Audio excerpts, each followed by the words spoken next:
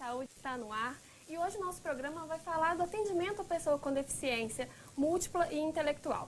E para a gente estar falando sobre esse assunto, convidamos aqui, o pediatra e também médico da APAE, Dr. Antônio Carlos Vaz de Mello, mais conhecido aqui pela gente, dessa cidade, da região, como Vaz de Mello mesmo, Vaz de Mello? Boa noite, Haruz, boa noite Boa a todos os telespectadores. Estou aqui à disposição de todos para dar alguns esclarecimentos sobre o trato com a criança portadora de alguma deficiência, e nós estamos à sua disposição. Certo. E lembrando ao pessoal de casa, que a gente está na semana, da pessoa, com deficiência intelectual e múltipla, A APAE está fazendo uma campanha durante essa semana toda. E a TV também, a produção em geral, fez um vídeo. Então fiquem atentos à nossa programação para estar fazendo doações e conhecendo o trabalho da APAE também, que sempre colaborou aqui na cidade, tem muitos anos, quase 50 anos aqui na cidade. Então, Vaz de Mello, vamos fazer as nossas perguntas aqui para começar o programa. Eu acho importante a gente explicar primeiro para as pessoas de casa o que é deficiência intelectual e múltipla. Como que a gente pode definir? Vamos começar do contrário. A deficiência múltipla é aquela deficiência, uma criança que ela é portadora de vários tipos de deficiência, Por exemplo, uma criança pode ser portadora de deficiência física, deficiência visual, deficiência auditiva. Então, são várias deficiências, que acumulam numa pessoa só. Uma determinada síndrome, determinadas doenças que acometem uma determinada pessoa, ela pode ter uma ou várias deficiências. Quando existem várias deficiências, é chamada deficiência múltipla. E a deficiência, por si só, o nome já indica, ela é deficiente de algum setor do organismo dela.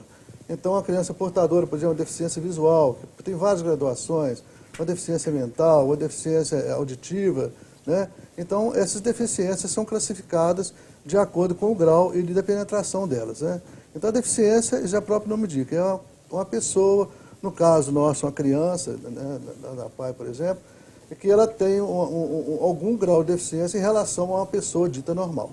Certo. Eu acho importante também a gente falar um pouco da questão do que seria a síndrome de Down, para as pessoas saberem a diferença mesmo, da síndrome para outras deficiências. Ah, entendi. Bom, a síndrome de Down, ela é uma doença inata, uma doença congênita, e é uma síndrome formada por determinados, a gente chama de, às vezes, uma translocação do cromossoma e forma uma trissomia, no caso da síndrome de Down, é uma trissomia do cromossoma 21. Então, tem várias patologias, várias doenças que causam essas síndromes. Então, tem síndrome de vários nomes, a gente chama de epônimos, São aquelas síndromes que existem e que cada síndrome tem uma característica. No caso da síndrome de Down, tem aquela característica da criança portadora de Down, O faces dela, o rostinho dela, algumas anomalias que ela apresenta, E outras síndromes também são características. Mas a síndrome de Down, em especial, como você falou, ela é caracterizada justamente pela trissomia do cromossomo 21. Em vez de ela ter 2 cromossomos 21, nós todos temos 46 cromossomas, Ela tem 47 cromossomos, ela tem 3 cromossomos 21. Então, daí, esse cromossomo a mais causa uma série de anomalias nessa neném, portadora de síndrome de Down. Certo.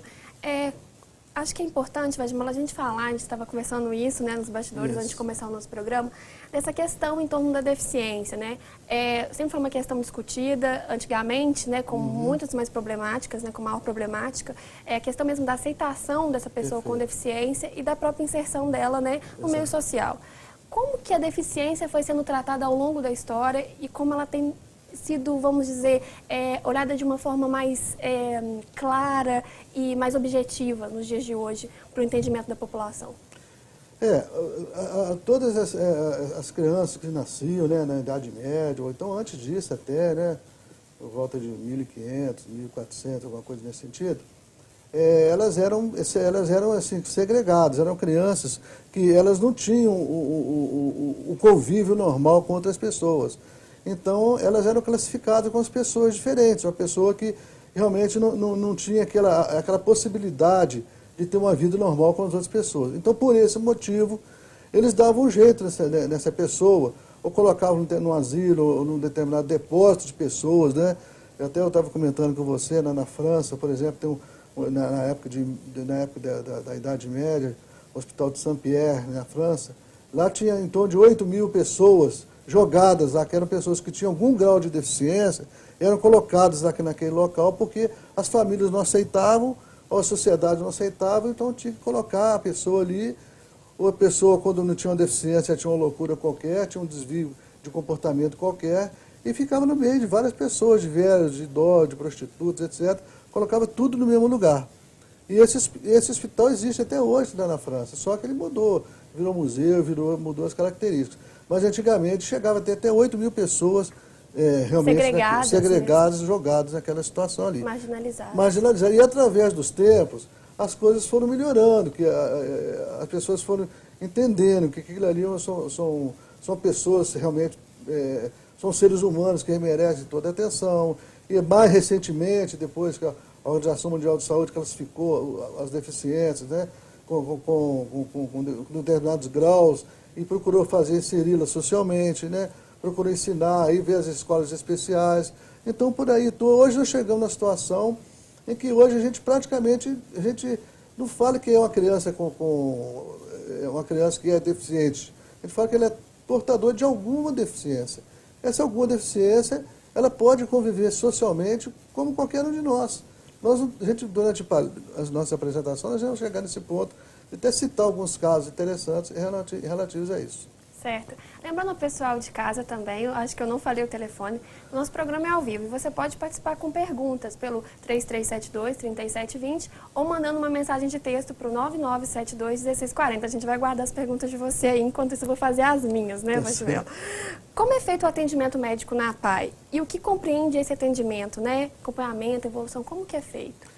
Quando existe assim, quando a criança apresenta algum grau de deficiência, geralmente é detectado não só pela família, como para o médico, que às vezes o médico assistente dessa criança, ela é encaminhada para algum profissional. Por exemplo, se ela tem alguma deficiência na fala, é encaminhada lá para o fonoaudiólogo, deficiência visual e tudo.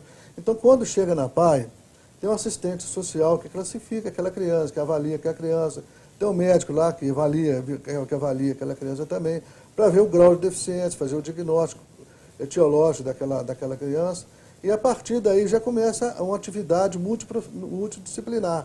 Quer dizer, são muitos profissionais atuando em cima daquela criança. Então, são vários profissionais que procuram, de alguma maneira, inseri-la socialmente, procurando dar algum aprendizado, fazer uma terapia ocupacional para a criança. Então, a partir dali, ela começa a ter, no caso, uma fisioterapia, quando existe um deficiente físico. Então, quer dizer, cada deficiência, ou visual, ou física, ou mental, ela tem uma determinada abordagem, um determinado acompanhamento. É assim que funciona lá na APAE. Interessante é essa questão de cada pessoa ter um atendimento para ela, né? Exatamente. Uma coisa personalizada mesmo, né? Para a pessoa, né? Porque cada deficiência vai exigir um certo tratamento. É isso, né? Marosa, eu acho interessante quando a gente atende pela primeira vez uma criança lá, a gente até fica chocado, às vezes, como aquela criança chega até lá na APAE.